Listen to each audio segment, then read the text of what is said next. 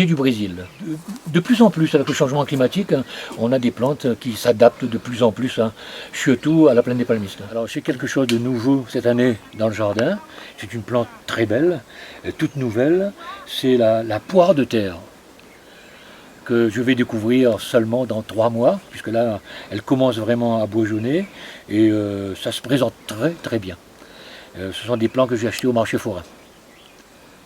Et un autre plant que j'ai eu également avec mon voisin.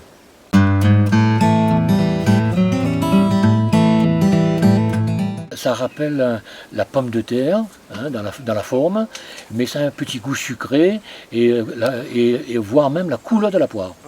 C'est un bel arbuste, d'où le nom de tomate arbuste.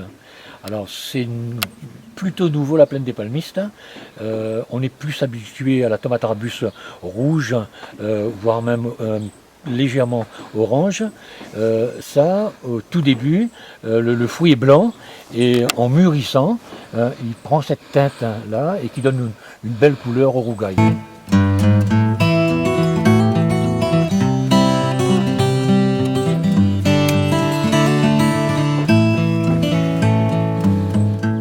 C'est toute la différence, la tomate arbuste classique et la toute blanche et qui prend cette teinte jolie en mûrissant et qui donne deux rougailles aux couleurs différentes.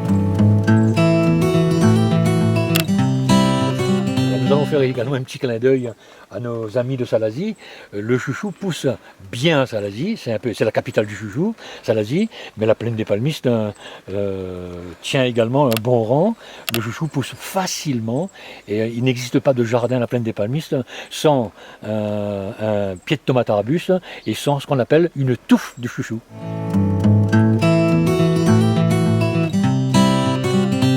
C'est un citron marbré, on le voit bien là, avec des tranches jaunes et vertes.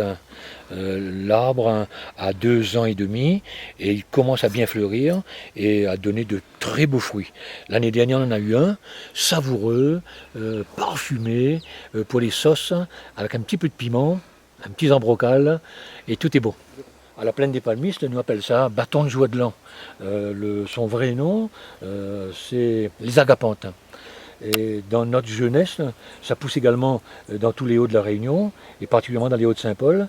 Les personnes âgées utilisaient le bâton pour fabriquer des chapeaux. Aujourd'hui, personne n'a plus le courage de ramasser chaque tige, chaque hampe, mais c'était tout un plaisir de regarder nos vieilles personnes, nos vieux grands mounes longtemps, travailler ça avec passion et après sortir le chapeau le dimanche pour aller à la messe, surtout pour les femmes.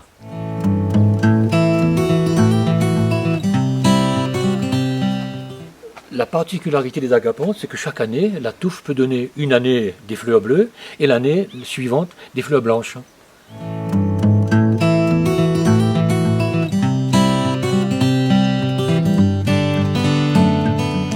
Les azalées viennent de l'Himalaya, des contreforts de l'Himalaya.